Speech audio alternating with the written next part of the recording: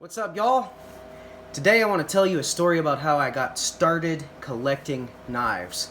My first knife did not inspire me to collect. However, this was the only knife I had for quite some time. This is a spring assist Kershaw. Cost me about $25. Found it at the Army Navy store. I do not know what the model is. It's been so long, and plus back then I really wasn't paying much attention. However, here on the blade it does say 1301 BW something patented, but I don't know if that helps you or not, but whatever. The one thing I noticed about this knife was these screws have a tendency to come out, to loosen up over time. In fact, the more you flip it, the looser the little screws get. That was what I noticed. So I ended up tightening these little screws a lot, and eventually one of them fell out completely and I lost it. It probably fell out while it was in the pocket one day and I never noticed, and I never recovered it. So this was the knife that I carried for quite some time. And it did the trick. It was a tool that I carried. It did not inspire me to collect. I did not intend to collect yet. I just had this. This is what I was carrying around. So, one year, my birthday was approaching. My wife asked me what sort of a gift would be a good gift for my birthday, and I knew exactly what to say. I said, you know what? I think I'd like to up my knife game. She said, okay, what sort of a knife do you think you'd like to look for? I said, okay, I'd like a straight knife, maybe 5 or 6 or 7, 5 to 7 inches, full tang, and high quality. Something very decent, something that's going to last a long time. Boom! Buck 119. This is a great knife. My wife and I have code names for our weapons. This one's name is Bucky. I know, it's a predictable name for a buck knife. Now, this has 420HC steel. It has aluminum guard and pommel. It has a phenolic handle. I think that's how you say it. Phenolic? Phonelic. So, anyway, a great knife. This knife is just a pleasure in the hand. It handles wonderfully. It is just a great knife for all kinds of things. It's a great woods knife. It's a great self-defense knife. And it's even great for twirling if you want to lead a marching band with it, right? That's a joke. Don't ever try to do that. The police will probably take you off the field real fast if you start twirling a knife around. Anyway, also, I used to sit on the couch with this knife and just play with it like this, just having a ball, just having some fun with it. And I'll tell you this, if you're not prepared to bleed, don't try these sort of tricks. Simply don't do it, because I cut myself open with this knife so many times. And that's the price of a stupid little trick that's good for nothing. It really is good for nothing, but hey, it's fun to look at, isn't it? I know you're enjoying seeing that, so hey, maybe it all led up to this and I had no idea. Anyway, back to the story. This was when I started deciding I wanted to collect knives. This knife gave me such a good feeling. I would pull it out, hold it in my hand, and I would just get this warm, fuzzy feeling coming over me. I would feel it in my chest. It was just like, this reminds me of something, makes me feel something good. You know, I don't know what it was, but I just felt something, you know? And boom, just like that, Bucky inspired me to collect knives. Now from here, I started collecting other knives. However, after a while, I noticed a knife in the Army Navy store one day that reminded me very much of Bucky. In fact, it was almost identical. It was just that it was 2 inches longer. This is the 120 General. 119, 120. Now, this knife cost me, I don't know, probably 120 bucks or something. And I remember my wife joking with me saying, you mean you paid $120 for 2 extra inches? And I thought that was a really funny joke. But yes, actually I did. You know, I apologize if that seems kind of silly or whatever, but at this point, I have decided to collect. You know, now I've got 2 buck knives, 2 very high quality knives. This is also 420HC, aluminum, phenolic, or however you say it. Just a great knife. Once again, every bit as good as this. Buck has no fit and finish issues. They get you the knife in perfect shape every time, as far as I've heard. I've never heard anybody complaining about them. And I've seen videos where people try to destroy these things. And these are tough knives. They're so tough. I use them a lot, and nothing ever happens to them. Now this one was featured in the Scream movies. This was the primary murder weapon of the killer in the Scream movies. Sort of a claim to fame, maybe. Or perhaps the company was embarrassed. I don't know. I have no idea how that played out. But anyway, that was the 120 General. Once again, a great knife from Buck. By the way, these are made in the USA.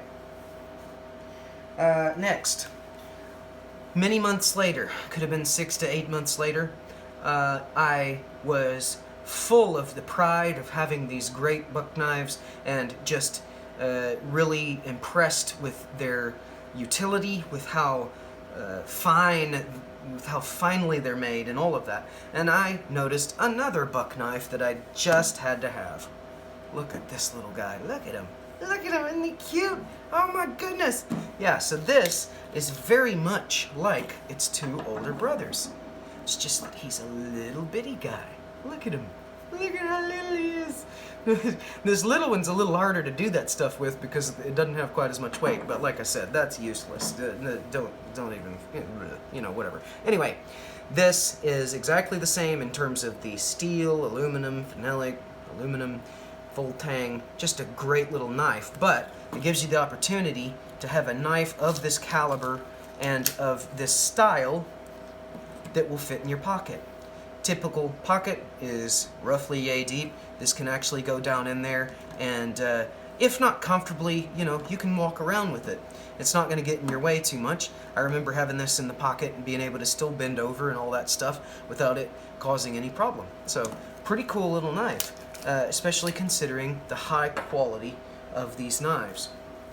By the way, these all come with pretty much identical, just different sized sheaths. Very decent sheaths. I can't fault these sheaths at all. Every one of them has been great. The only reason this one's scratched up is because my daughter was sitting next to me in side by side, just kind of mindlessly scratching on it one day, and I didn't notice that she was doing that, so that ended up scratching up that sheath. Aside from that, normal use and wear and tear is not really going to matter all that much on these. These sheaths are great. And unless you are an absolute mountain man using this thing all day, every day, this sheath is going to hold up a really long time. And these knives, hey, what they claim is that if you get a Buck knife, you're good for life. These knives will last you as long as you continue to take care of it and don't, try to slam it against an anvil with a hammer or, I don't know. I mean, how would you go about breaking it if you wanted to? So anyway, this was the Buck collection for a while. Really, really enjoying these knives. I decided to take a look at what else Buck may have to offer. And I found something amazing. This is the Buck 110 Auto Elite. Look at this. Look at it. Look at it. Oh, man. So, why am I so fired up about this? Well, for one, you've got the opportunity to have a one-handed deployment. You can get that out really quickly, deploy it really quickly. That's great. Makes it a really nice EDC. The blade steel is S30V. Now, S30V, I went and looked it up because I had never even heard of it until I found this knife. S30V is apparently one of the best, highest quality steels that you can get in a knife blade right now. That is because it has incredible edge retention, it has really high corrosion resistance, and it is extremely hard. This is just a great long-term blade built for longevity. Now this is nickel, this is G10, this has 5 pins. This is also nickel, and this is my new EDC. Now, this wins out as an EDC over all the rest of these, obviously, because the length of it in the pocket is significantly shorter than this, plus that little bit of extra on the sheath. This is the best Buck knife that I own to put in your pocket. It carries in the pocket great. Although I will say one thing about that, at this price point, don't put this in your pocket with your keys. I have already accidentally dropped this in the pocket with my keys once, even though I told myself never do that. This was too expensive to be dropping it in your pocket with something else in there that'll scratch it up. But, I mean, this is nickel. It will scratch if your keys are in there with it, or the key could leave residue along the back of the blade or something like that, because copper will rub off on steel. So, copper, brass, whatever they make keys out of. So, anyway, this is an awesome knife. This knife is $250 on the Buck website. However, I found it at the Army Navy store for $175. I actually don't know if I got a good deal or not, but when I saw it and tried it, I just had to have it. It is now my favorite pocket carry. So, just as a basis of reference here, let's just look at what I showed you before. This folding hunting folder, I can never remember which one it is. It's either folding hunter or hunting folder. You could have made that a little less confusing, K-Bar, but anyway. K-Bar, one thing to note, that says China. These are all made in the USA, I think. So, this only has 2 screws here on this scale. This is not G10, it's something else. The thumb stud, I'm not really a fan of a thumb stud. I mean, obviously, if you can get a spring assist deployment, then that's great. For some reason, this actually has both a spring assist flipper and a thumb deployment. Now, I think that's just because you can do that. Now, I never did it that way. I always used the flipper on the back. But in the case of this one here, this is a little difficult to get out. And no, it's not just because it needs to be oiled because it's too stiff. It really is just not very easy to deploy with one hand. Now, can you deploy it with one hand? Yes, every time you can. But I will say this, it is easy to accidentally cut your thumb while you try to deploy this because it is a stiff deployment. And that's the other reason I don't like a thumb stud, because as you're pulling it out, if there's any hesitation and your thumb, you get a momentary slip or a confusion, your thumb could slip right onto that blade and get you a little cut. I've actually cut myself with this just trying to get the blade out like that. Now, just as a basis of comparison, see how many struggles I just had with that? Well, ain't no struggle here. Ain't no struggle here at all. This is just a smooth operator. That is such a great little knife. Now, this guy comes with this. It is similar leather, similar materials, clearly, and probably has good longevity here. There's one beef I have with this case already, right off the bat, and that is just that. The inside of this button is steel. It's rounded and smooth. However, I've already noticed a slight scratch on this very expensive little knife right here from putting it in like this.